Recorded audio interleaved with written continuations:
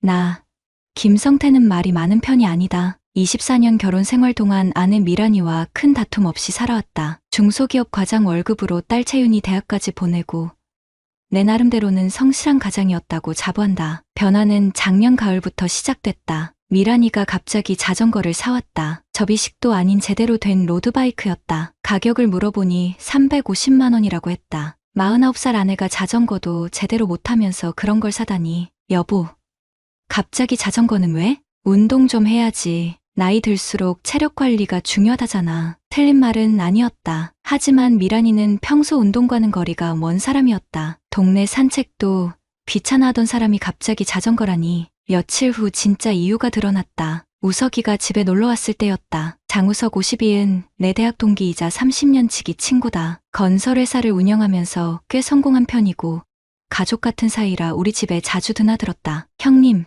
자전거 사셨다면서요? 제가 아는 동호회 있는데 같이 나가볼까요? 우석이가 미란이에게 말했다. 그때까지만 해도 나는 고마웠다. 30년 친구가 내 아내의 운동을 도와주겠다니. 우석이가 추천하는 거면 좋겠네. 미란이 혼자 타면 위험할 텐데 걱정 마세요. 제가 잘 챙겨드릴게요. 그날부터 미란이의 주말이 바뀌었다. 토요일 아침 7시면 준비를 하고 나갔다. 자전거복을 입은 모습이 어색했지만 운동하는 모습이 보기 좋았다. 우석이가 차로 픽업해서 라이딩 장소까지 데려다주고 저녁에 다시 데려다주는 것까지. 형님 덕분에 좋은 취미 생겼어요. 미란이는 매주 라이딩을 다녀온 후 즐거워했다. 동호회 사람들과 찍은 단체 사진도 자주 보여줬다. 남녀 10여 명이 자전거 앞에서 포즈를 취한 모습들이었다. 하지만 뭔가 이상했다. 사진을 자세히 보니 미란이가 항상 우석이 옆에 서 있었다. 부부도 아닌데 왜 항상 붙어서 찍는 건지. 동호회에서 미란이가 인기가 많나 봐?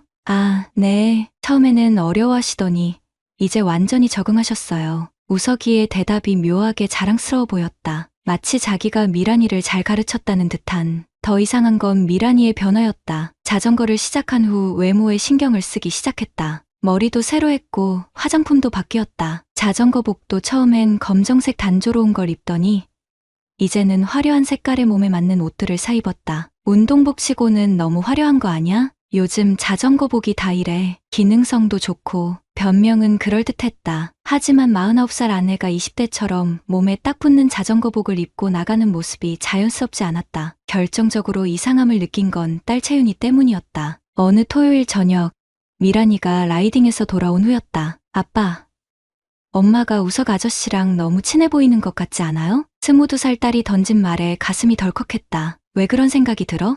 엄마 인스타그램 봤는데 동호회 사진에서 항상 우석 아저씨 옆에만 서 있어요. 그리고 댓글도 서로만 달고. 채윤이가 보여준 미란이의 인스타그램을 보고 충격을 받았다. 동호회 활동 사진들이 수십 장 올라와 있었는데 정말 모든 사진에서 미란이와 우석이가 나란히 서 있었다. 더 놀라운 건 둘 사이의 거리였다. 다른 동호회 멤버들보다 유독 가까이 붙어 있었다. 댓글도 문제였다. 우석이가 오늘도 수고하셨어요 라고 달면 미란이가 덕분에 즐겁게 탔어요 라고 답했다. 부부도 아닌데 왜 이렇게 친밀한 톤인지. 그날 밤잠을 제대로 이루지 못했다. 30년 친구와 24년 아내. 설마 그럴 리는 없겠지만 딸의 말이 계속 머릿속을 맴돌았다. 다음 주 토요일 나는 핑계를 대고 집에 일찍 들어왔다. 미란이가 라이딩에서 돌아오는 시간에 맞춰서였다. 우석이 차에서 미란이가 내리는 모습을 창문 너머로 지켜봤다. 그때 본 장면이 내 마음을 무너뜨렸다. 미란이가 차에서 내릴 때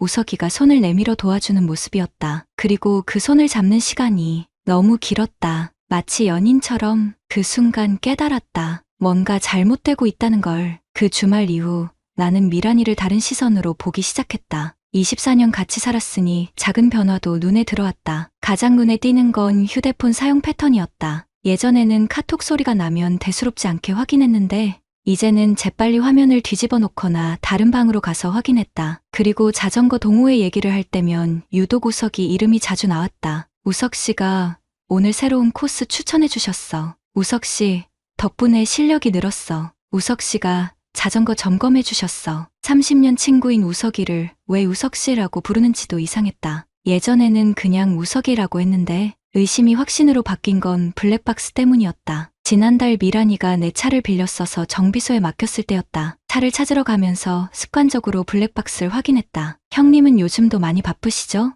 우석이 목소리가 들렸다. 미란이를 데려다주는 길에 나눈 대화였다. 바쁘긴 해. 야근도 많고 성태는 집에 있어도 말이 없어서 뭘 생각하는지 모르겠어. 미란이의 대답에 주먹이 저절로 쥐어졌다. 내가 말이 없는 건 인정하지만 그게 관심이 없어서가 아니었다. 가족을 위해 묵묵히 일하는 게 내 방식이었는데. 그러게요. 형님은 좀 무뚝뚝하시긴 해. 미란 씨 같이 밝은 분이랑은 성격이 안 맞을 수도 있겠어요. 맞아요. 나이 들수록 더 심해져. 대화 자체가 안 돼. 29년 친구가 24년 아내와 내 뒷담화를 하고 있었다. 그것도 내 차 안에서. 더 충격적인 건 다음 대화였다. 미란 씨, 이번 주말에 동호회 정기 모임 말고 우리끼리 조용한 곳으로 라이딩 갈까요? 좋아요. 사람 많은 곳보다는 둘만의 라이딩이라고?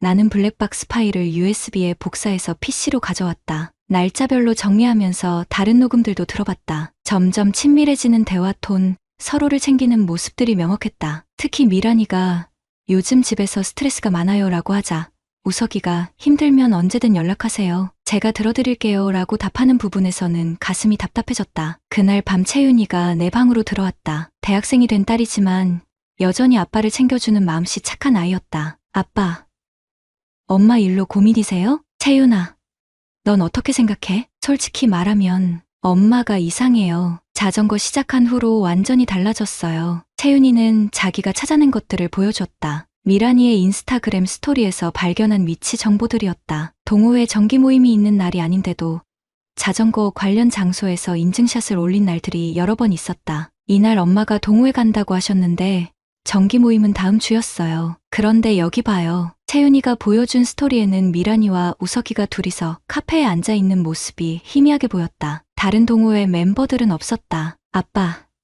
제가 더 찾아볼까요? 22살 딸이 이런 걸 해야 하는 상황이 마음 아팠다. 하지만 진실을 알아야 했다. 다음 주 토요일, 나는 미란이를 따라가 보기로 했다. 우석이가 픽업하러 온다고 했는데 평소보다 일찍 나선다고 했다. 이유는 새로운 코스를 가봐야 해서였다. 미란이를 태우고 가는 우석이 차를 멀찍이 뒤따랐다. 가는 곳은 자전거 라이딩 코스가 아니었다. 경기도 가평의 조용한 펜션 단지였다. 두 사람은 펜션 앞 카페에 앉아서 1시간 넘게 대화를 나눴다. 나는 주차장에서 망원렌스로 사진을 찍었다. 우석이가 미란이의 손을 잡는 모습, 미란이가 우석이 어깨에 기대는 모습까지. 24년 결혼 생활이 무너지는 순간이었다. 집에 돌아와서 찍은 사진들을 확인하니 더 명확했다. 연인 같은 모습들이었다. 자전거도 가져가지 않았으니 라이딩이 목적이 아니었던 게 분명했다. 그날 밤부터 나는 체계적으로 증거를 모으기 시작했다. 블랙박스 녹음 파일들을 날짜별로 정리하고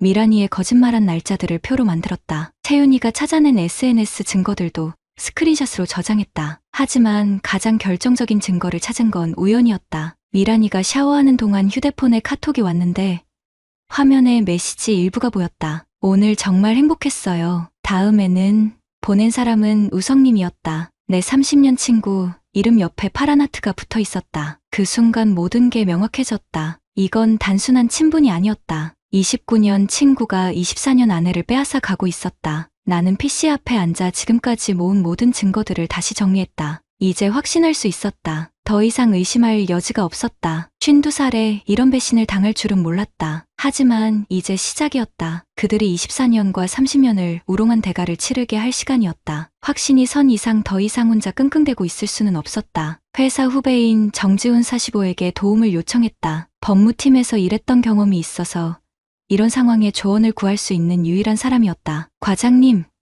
이런 일로 연락드려서 죄송합니다. 지훈이는 내 사정을 듣더니 진지한 표정이 됐다. 7년 후배지만 이런 일에는 나보다 전문적이었다. 일단 감정적으로 대응하시면 안 됩니다. 모든 걸 증거로 남겨야 해요. 지훈이가 알려준 방법은 생각보다 체계적이었다. 우선 블랙박스 녹음 파일들을 날짜별로 백업하고 미란이의 거짓말을 시간순으로 정리하라고 했다. 그리고 SNS 활동 패턴을 스크린샷으로 보관하되 EXIF 데이터까지 확인하라고 조언했다. 사진의 촬영 시간과 위치 정보가 다 들어있어요. 이게 나중에 결정적 증거가 될 수 있습니다. 집에 돌아와서 채윤이와 함께 작업을 시작했다. 딸이 컴퓨터를 더 잘 다뤘기 때문이었다. 22살 딸이 엄마의 불륜 증거를 찾아주는 상황이 씁쓸했지만 어쩔 수 없었다. 아빠, 엄마 클라우드 계정 찾았어요. 채윤이가 발견한 건 미란이가 숨겨둔 구글 포토 계정이었다. 메인 계정과 별도로 만든 비밀 계정이었다. 비밀번호는 우석이 생일이었다. 그 안에는 충격적인 사진들이 들어있었다. 자전거 동호회 활동 사진이라고 했던 것들 중 상당수가